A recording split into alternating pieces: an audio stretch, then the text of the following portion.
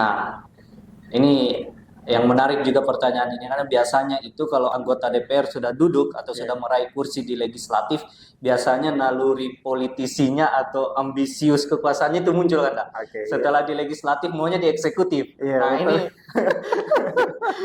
Jadi yang menjadi orang yang menyuruh kami untuk maju itu bukan kami, tetapi masyarakat yang minta. Itu keinginannya kami. ini jawaban-jawaban politisi nih kan. Iya.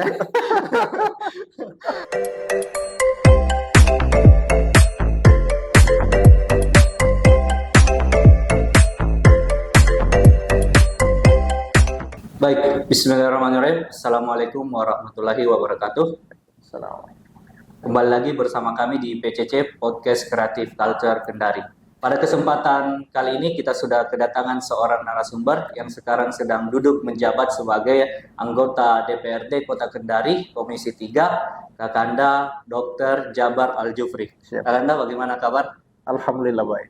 Baik. Kakanda Dr. Jabar Al-Jufri ini dikenal sebagai anggota DPR, sebagai salah satu anggota DPRD Kota Kendari yang masih muda juga. Iya. Tentunya dalam podcast kali ini kita harapkan kita bisa menggali banyak pengalaman, banyak ilmu dari beliau terkait tupoksi sebagai anggota DPR khususnya di Komisi 3 DPRD Kota Kendari. Siap. Karena mengawali pertanyaan kita pada kesempatan kali ini, boleh sedikit Kakanda jelaskan bagaimana sebenarnya perjalanan hidup dari Kakanda ini sebelum berhasil meraih atau memperoleh kursi di DPRD Kota Kendari. Jadi sebelum di DPR itu kegiatan Kakanda apa dulu sebelum masuk? Iya.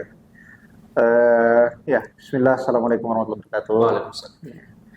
Jadi kehidupan kami itu Dinda sebelum kita ber-DPR itu ya sebagaimana sama aja seperti waktu kita sekarang berada di DPR. Ya, jadi kita kerja tapi kan ya beda lokasi kerja sekarang.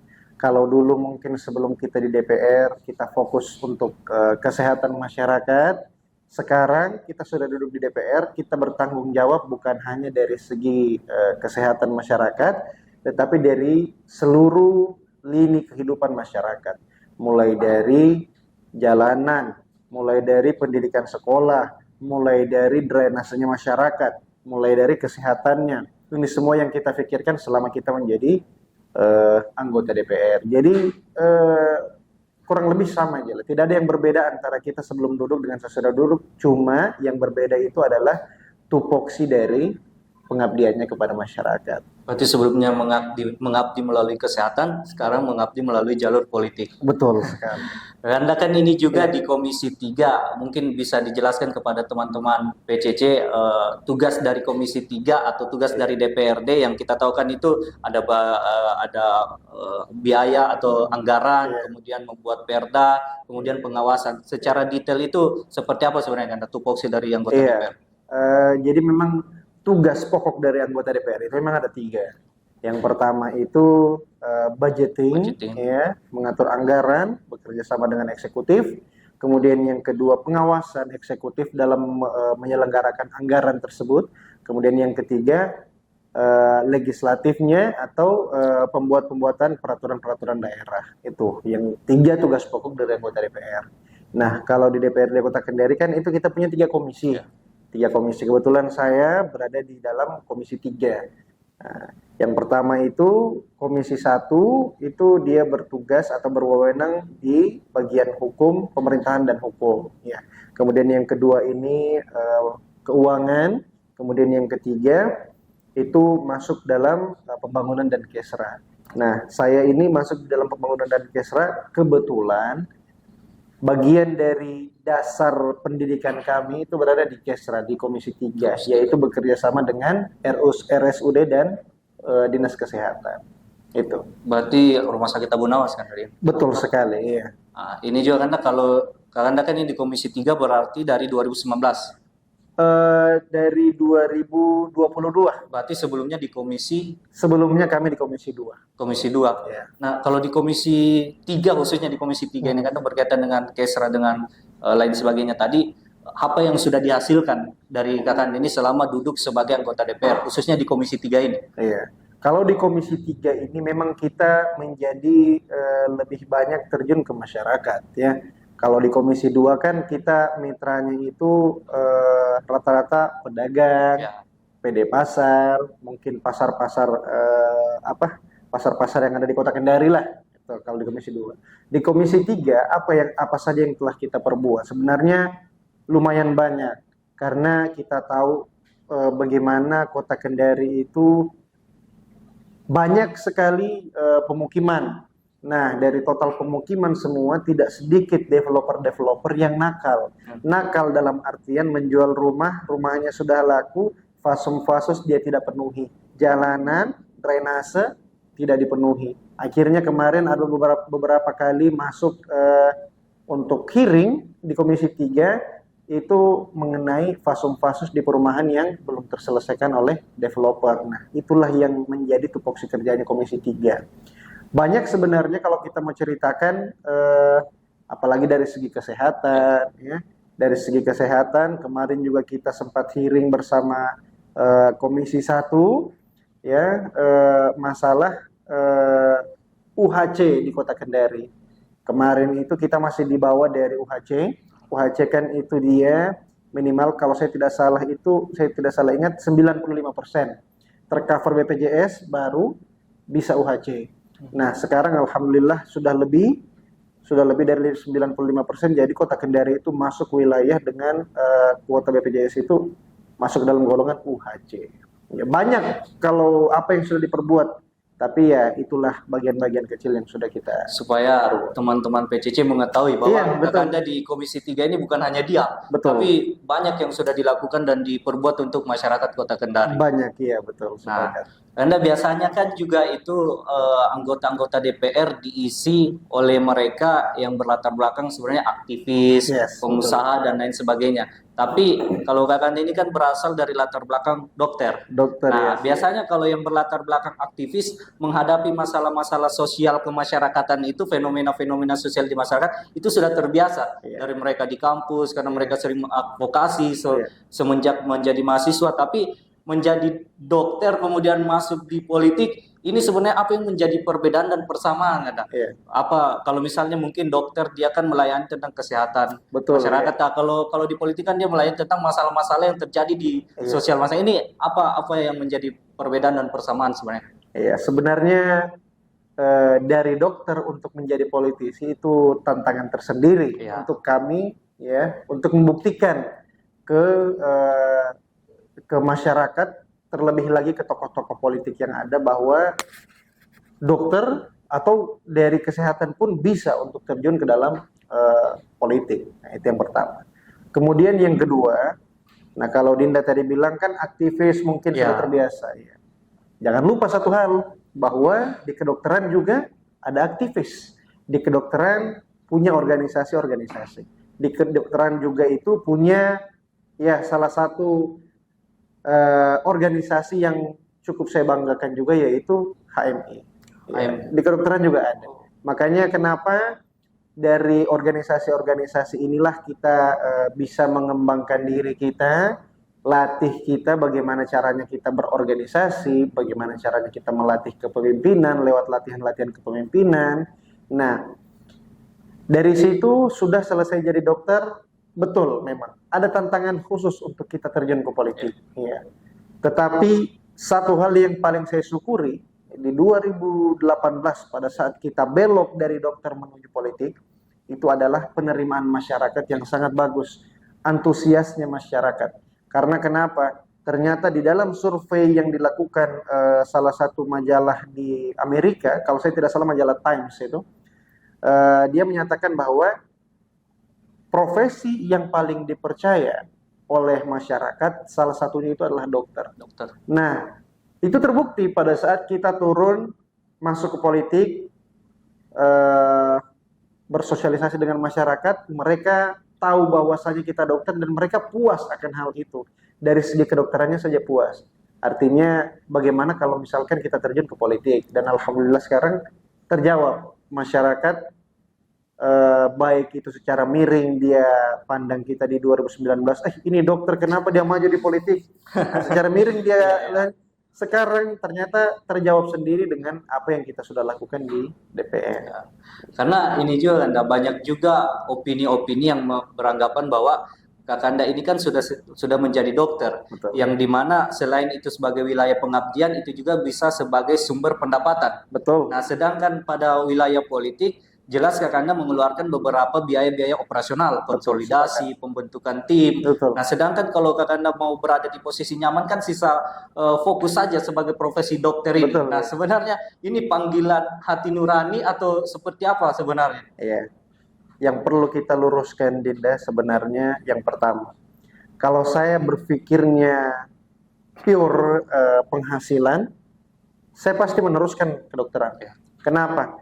Di dokter itu kalau kita buka-bukaan, apalagi dokter spesialis ya, dokter spesialis itu pendapatan per bulan itu bisa mencakup kurang lebih 100 juta per bulan. Itu dokter spesialis. Saya tinggal sekolah 5 tahun bisa menghasilkan itu. Tapi bukan itu yang saya kejar. Saya memang mau terjun ke politik itu karena dasar dari pengabdian. Bukan berarti kita mau hau-hau saja bilang, ini anunya saja ini, bicaranya saya pengabdian. Tidak. Perlu teman-teman ketahui, yang pertama, di 2017-2018 saya mengabdi itu di Laonti, Kecamatan Laonti, di Konawe Selatan. Wilayah Konawe Selatan yang pada saat itu ya tidak bisa ditembus dengan jalur darat. Gitu. Saya harus putar dari Kota Lama, pelabuhan sampai pelabuhan Kapalawoni, kita mutar untuk masuk ke wilayah Kecamatan Laonti. Saya di Laonti itu sebenarnya memang panggilan, ya itu panggilan dari yang di atas ya. Betul-betul saya di sana itu tidak ada listrik, tidak ada jaringan seluler, tidak ada, sama sekali tidak ada. Sementara saya ini orangnya adalah orang yang paling tidak bisa kalau tidak berkomunikasi, ya, tidak bisa. Ya sekarang pertanyaannya berapa orang nih yang sudah mengeluh ini di Kendari mati lampu terus. Saya di Laonti itu kita tiap malam mati lampu karena memang tidak ada listrik. Iya. Nah dari situ terbangun saya punya diri bagaimana caranya supaya kita ubah ini Laonti. Masuk Pak Bupati pada saat puasa saya sampaikan, Pak Bub kalau bisa tolong diperhatikan di sini untuk jaringan seluler sama lampu saja. Untuk jalan dan lain-lain itu sudah itu nomor 2 kan. 2 dulu ini yang paling penting. Pak Bub, Pak Surunudin bilang, oh iya siap dok, nanti kita usahakan. Dari situ saya dapat yang saya tangkap adalah bahwa kalau saya mau jadi dokter terus untuk mengubah hal-hal seperti ini tidak akan bisa kita abdikan diri untuk menjadi dokter saja. Nah di situ saya belajar, oh ternyata ada ini. Nah pulang ke Kendari terbuka pendaftaran calon anggota DPR, caleg. Akhirnya kita mendaftar, masuk, alhamdulillah dipermudah. Dan sampai sekarang yang kita ketahui duduk di DPRD. Nah, pertanyaan berikutnya karena ini kan biasanya juga yang sering tampil. Ini kan kita sekarang masuk di era digitalisasi. Betul, kita iya, tahu peran media itu sangat dominan untuk membentuk perspektif publik, Betul. termasuk sebagai anggota DPR. Iya. Nah, biasanya yang muncul di media itu anggota-anggota DPR yang berlatar belakang itu tadi, aktivis, yang betul-betul secara vokal menyuarakan Betul. aspirasi masyarakat. Nah, yang kami lihat Kakanda ini jarang untuk tampil di media. Akhirnya pada saat Kakanda jarang untuk tampil di media, perspektif publik yang terbentuk itu bahwa Kakanda kurang kerja untuk masyarakat. Nah, yang kami mau tanyakan apakah memang Kakanda tidak mau dicitrakan di media atau memang Kakanda bekerja secara silent, secara diam-diam. Nah, ini sebenarnya bagaimana Kakanda melihat ini? Ya, kalau masalah permunculan di media, ya mungkin ada beberapa hal yang mempengaruhi. Yang pertama, memang betul politisi itu butuhnya citra. Ya. Dan citra itu kalau sekarang ditampilkan lewat media. Baik itu media baliho dan lain-lain, atau yang lebih masif lagi ya sekarang siapa orang yang tidak main Facebook, siapa orang yang tidak main Instagram. Jadi memang media sosial ini yang paling menyentuh. Nah, saya bukan sebenarnya tidak main di situ, hanya mungkin saya menilai sebenarnya lebih bagus untuk kita kerja langsung ke masyarakat. Kalau masalah di media itu ya cukup nih teman-teman. Bayangkan kalau misalkan satu kasus dibahas di beberapa sosial media, terus yang berteriak semua 35 anggota DPR. Bosan kita baca berita yang itu saja isinya. Jadi biarkan tupoksinya teman-teman, kan kalau misalkan untuk kesatuan DPR mungkin sudah ada ketua DPR atau wakil-wakil ketua DPR yang sudah menjelaskan. Kalau mungkin ditanya soal kepartaian, di DPR ya sudah ada ketua fraksi yang menyampaikan. Kalau ditanya dari segi bidang kinerja kita di DPR, ya mungkin sudah ada ketua-ketua komisi yang sampaikan. Jadi kalau kita cukup langsung ke masyarakat saja.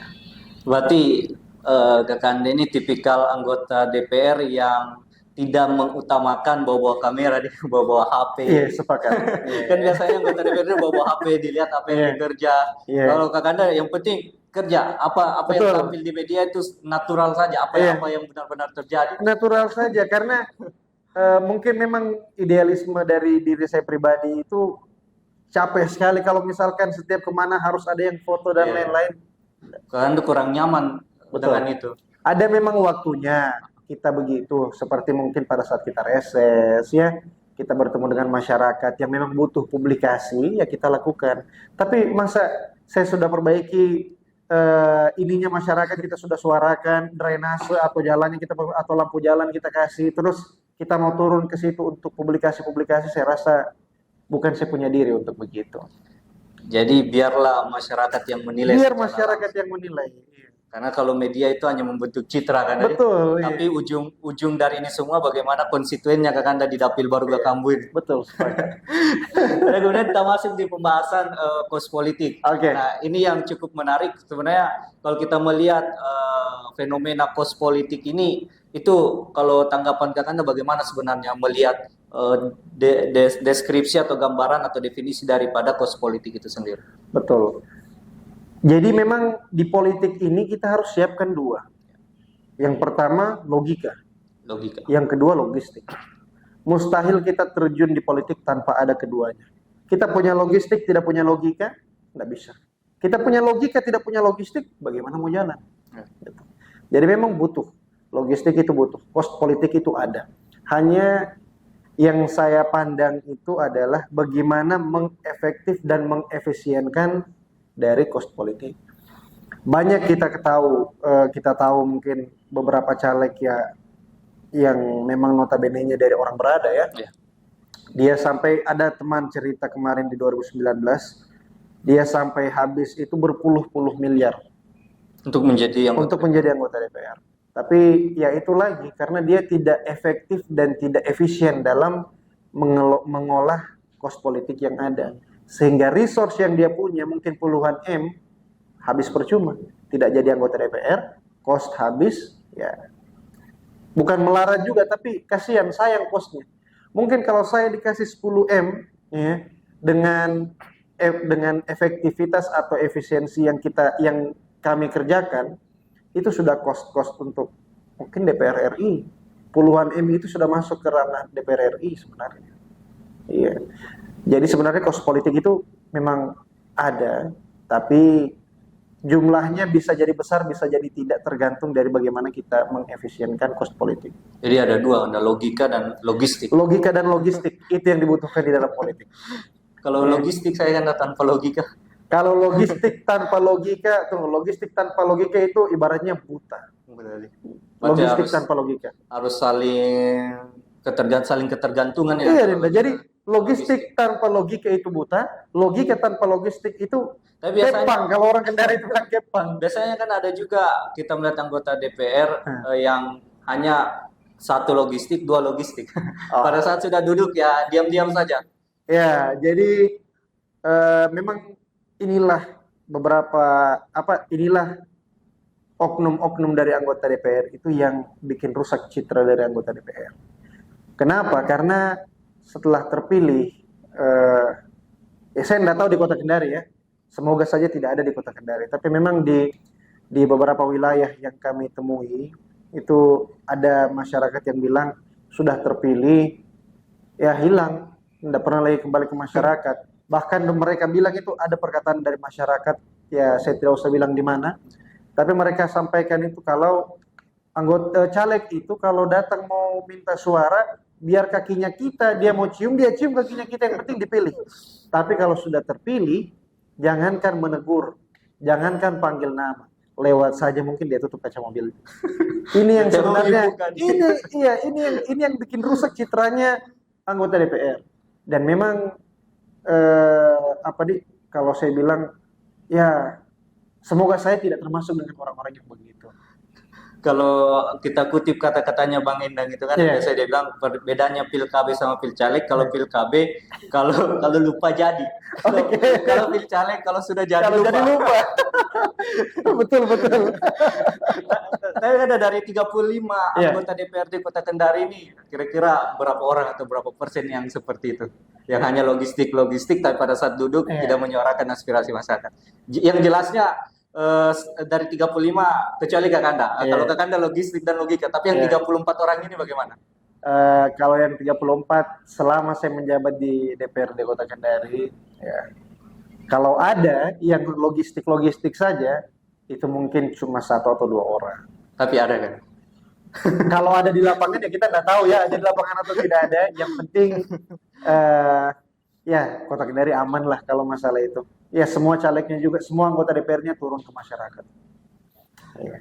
Kalau soal money politik Anda itu bagaimana kira-kira? Ini kalau Kakanda melihat di Kota Kendari ini money politiknya kira-kira masih tinggi atau seperti apa?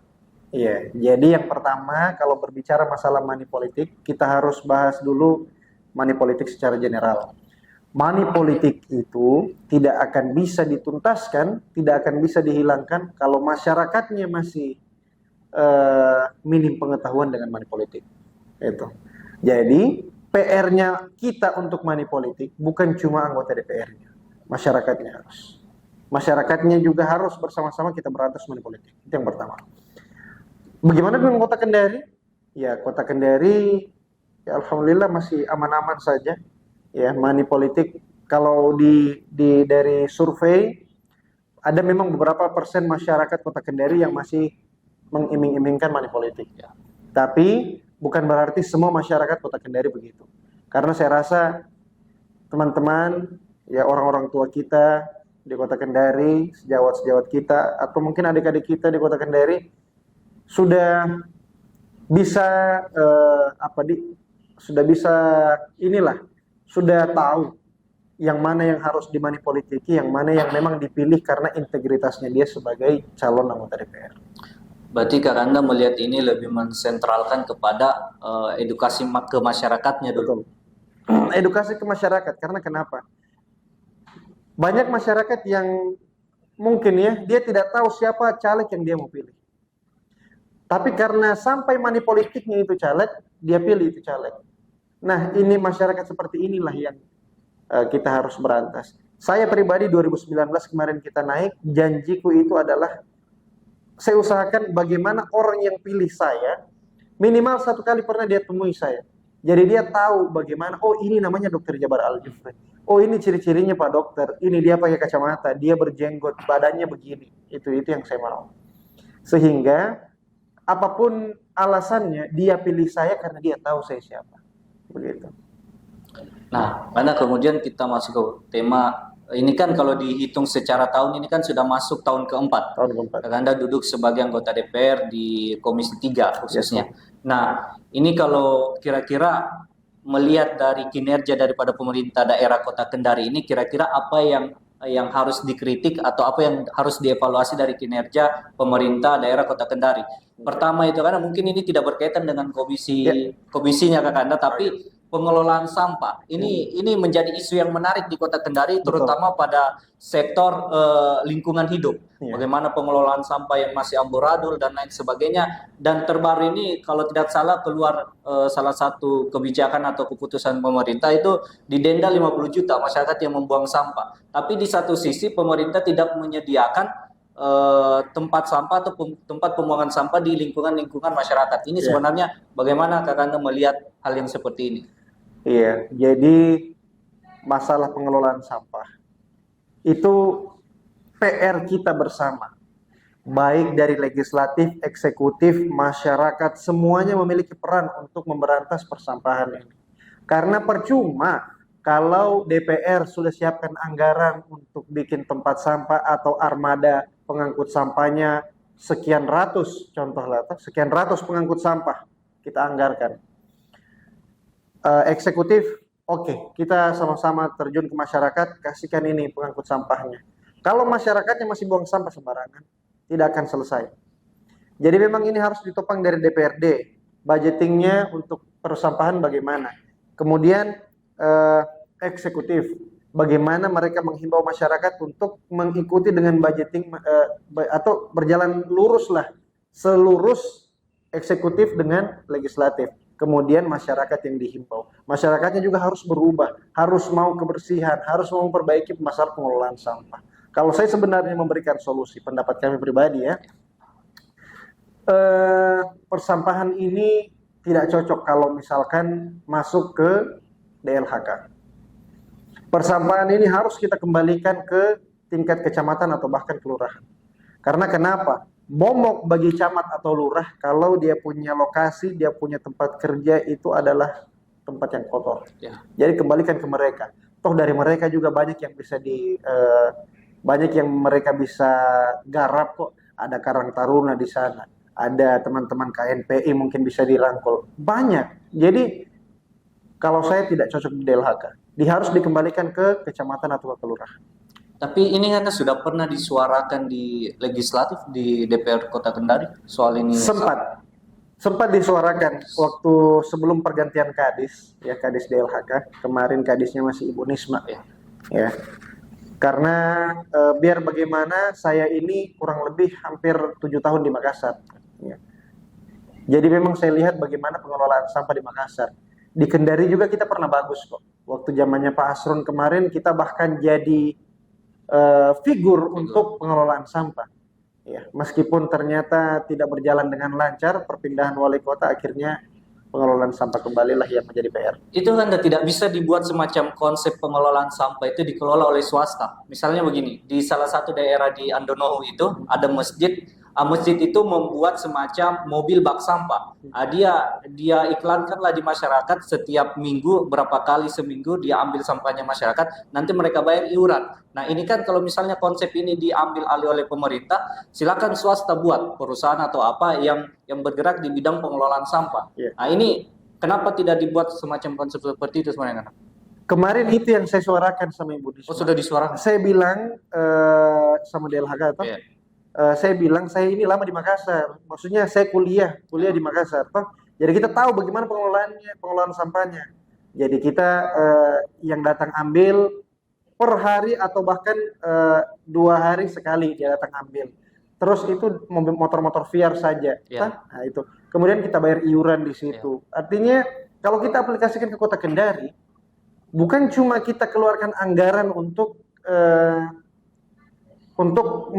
memecah masalah dari persampahan, tapi kita juga bisa dapat profit loh dari persampahan itu. Contoh tadi Dinda bilang sudah ada pihak ketiga.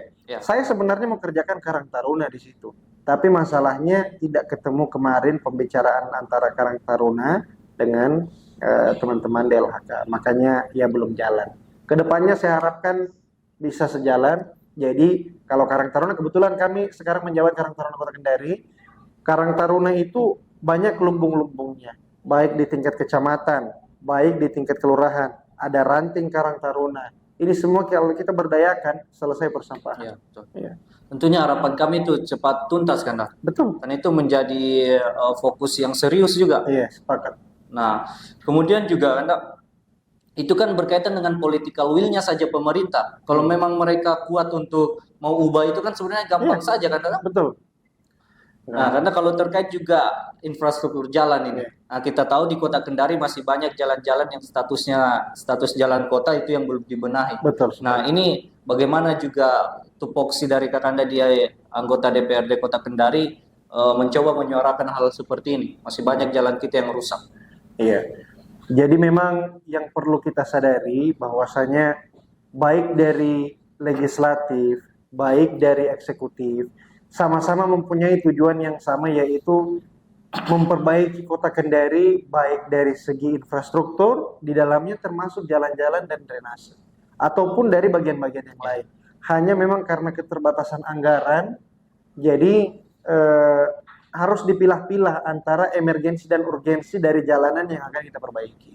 Begitu. Karena Kalau misalkan anggaran kita 1 tahun kita menghabiskan semua di jalanan, ya orang-orang pasti tidak akan mendapatkan contoh, taruhlah dinas sosial mungkin tidak mendapatkan bagian, dinas apa Perindakop UMKM mungkin tidak mendapatkan bagian. Jadi memang si malakama, makanya kita harus atur sesuai dengan kebutuhan emergensi dan urgensi dari jalanan yang ada.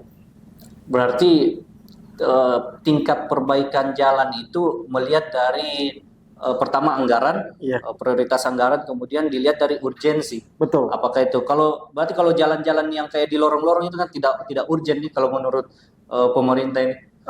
Sebenarnya bukan tidak urgent atau urgennya, tapi yang menjadi fokus kita adalah bagaimana jalanan itu dilalui oleh masyarakat. Kalau misalkan kayak kemarin, contoh, saya ditelepon sama teman-teman yang ada di Jalan Profesor Abdul Rauf Tarimana, ya, jalan masuk ke ICM, ICM, ya, ya. SMP 10. Ya. Di situ kan jalanan rusak. Ya, Ya. dan dapilnya Kakanda itu. Dapil saya, iya, dapil kami kebetulan, ya, kebetulannya saja dapil kita. Ditelepon masyarakat sekitar situ bilang, "Dok, ini bisa ndak diperbaiki jalanan? Soalnya ini barusan ada yang jatuh Iya, iya. karena dalamnya lubang Iya, ini." betul. Memang betul, memang. Iya. Dan di mana rasa malu saya sebagai anggota DPR kalau misalkan masyarakat yang bersuara begitu? Iya.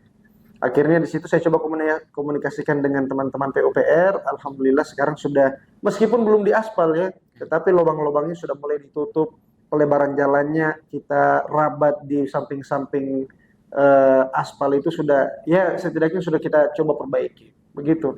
Ada memang jalanan yang butuh pengaspalan, ada jalanan yang mungkin butuh pengerasan dulu, ada memang jalanan yang lubang-lubangnya sedikit tapi aspalnya memang masih banyak, hanya beberapa titik yang lubang ya kita timbun. Begitu. Semoga cepat dibereskan. Betul ya, amin amin. Karena kita masuk kembali ke soal partai politik. Iya. Nah, Kakanda ini kan masuk di Partai Keadilan Sejahtera. Iya. Nah, ini sebenarnya apa yang mendasari atau apa yang melatar belakangi Kakanda memilih Partai Keadilan Sejahtera? Oke. Yang melatar belakangi kami untuk masuk ke PKS itu adalah karena idealisme kami baik dari segi politik, dari segi sosial, segi agama, yang paling mengena itu adalah PKS. Guys. Ya, itu simple. Itu sebenarnya alasan saya kenapa memilih PKS. Dan setelah masuk di PKS, satu yang saya salut dari PKS, bahwa PKS itu menjunjung tinggi kaderisasi. Ya, jadi memang bangga kami di PKS karena kalau kami masuk di PKS itu sudah mengikuti tingkat kaderisasi yang ada di kepartaian kami. Makanya itu yang bikin saya tepat. Saya pilih PKS itu tepat. Ya. Berarti Kakanda ini bukan tiba-tiba kader atau bukan tiba-tiba Iya. tiba-tiba anggota DPR dan PKS, berarti mengikuti kaderisasi, jenjang kaderisasi di partai kan? Iya, jadi kalau masuk ke dalam partai itu memang nanti pada saat kita mau pencalekan, ya, itu baru kita masuk ke dalam partai PKS. Tapi pengetahuan kami soal PKS itu sudah terbentuk pada saat kami kuliah. Bagaimana kami tahu, oh PKS itu begini. Oh ternyata ya, dan PKS memang dekat dengan agama ya, salah satu partai Islam yang ada di Indonesia. Saya pernah masuk di salah satu masjid dan memang saya ikut bagaimana mereka melakukan pengajian ya. Nah, ternyata di situ saya sadar bahwa PKS itu punya itu. Makanya di 2018 dengan idealisme kami yang seperti ini, kami memutuskan untuk bergabung di Partai PKS. Jadi memang ada kecocokan ideologi kan? Iya, betul. Apalagi khususnya sebagai seorang Muslim. Betul. Memang Ya. cocok. Ya, kalau pilihan kader kan, pilihan partai Islam banyak, ada P3, Ya. ada PKB, ada banyak lah. Ya. Tapi memang idealisme kami itu cocoknya di PKS. Ya. Kalau di PKS kan kita sebagai pengurus atau jabatan struktur lain? Kalau kami di DPD PKS Kota Kendari itu kepala bidang. Kepala bidang. Ya. Kepala bidang yang membawahi ketua-ketua DPC yang ada di Kota Kendari. Oh, yang membawa itu semua kan tadi.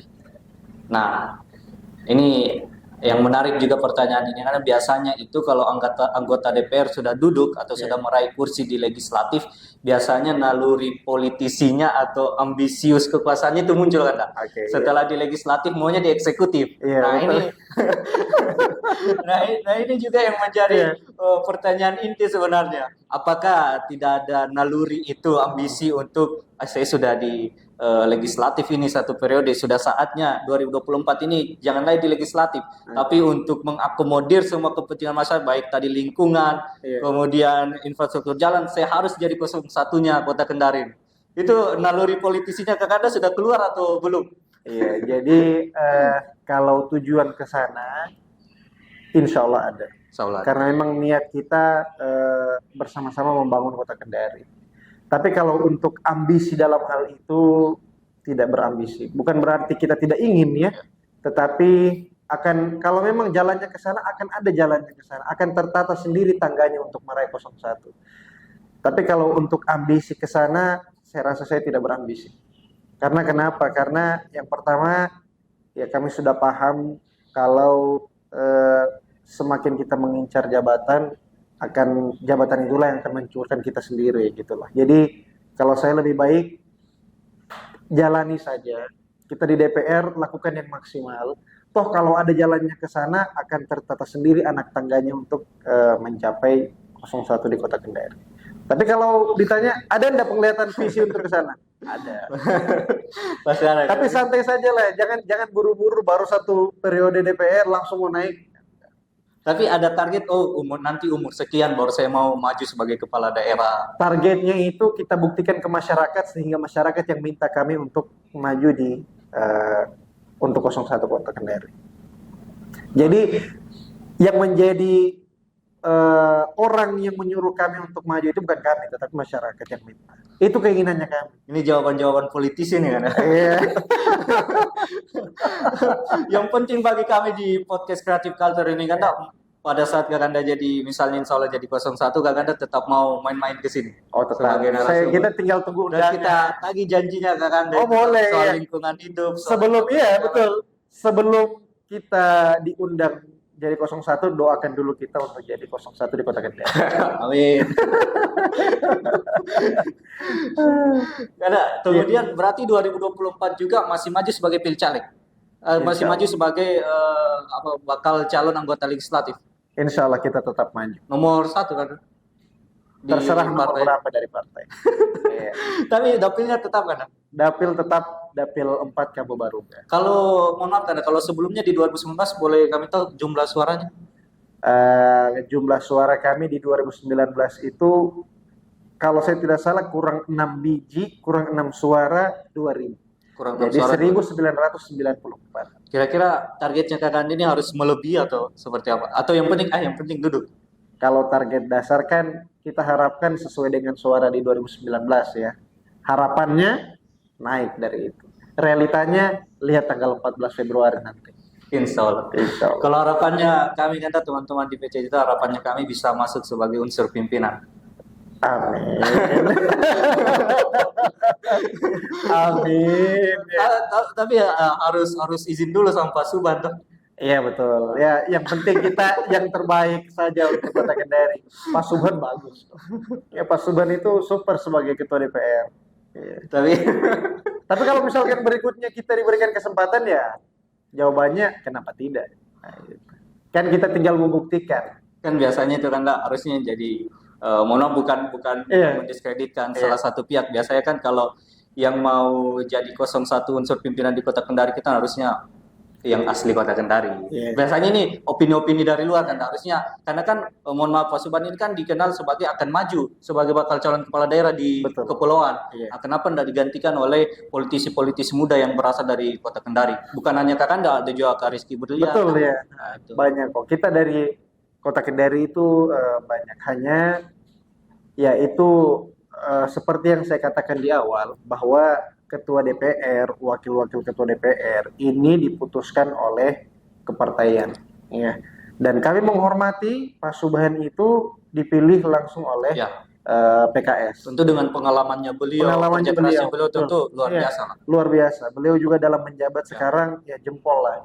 Nah, Lantas isu untuk maju ke pilbub di Ya. salah satu kabupaten, yaitu hak dari Pak Subhan. Ya. Toh sampai sekarang tidak ada perkataannya beliau bahwa beliau mundur dari DPR Ya. untuk ikut ke sana. Saya rasa belum ada. Makanya ya kami bukan berarti tidak menginginkan kursi ketua DPR ya, Ya. bukan. Tapi seperti yang tadi saya bilang bahwa menginginkan, iya menginginkan, tetapi untuk ambisi kami tidak berambisi. Ambisi ada, tetapi tidak kita paksakan untuk ke sana. Insya Allah PKS 7 kursi lah ya kan tadi. Target kita 9 kursi PKS. Target 9 kursi. Mengusung sendiri wali kota ini. Insya Allah. Tapi sayang juga kalau 7 atau 9 kursi tapi tidak ada kader langsung dari Iya. PKS yang maju. Betul, sepakat. Dan harapannya kami ya Dr. Jamal Al-Jufri. Minimal. Insya Allah. karena target kami di PKS itu ya tidak muluk-muluk lah. Kami mau pertahankan 7 kursi. Ya kalau bisa bertambah 2, insya Allah bisa kita kerjakan. Amin. Anda terkait juga, karena Anda kan ini pasti membentuk tim. Betul.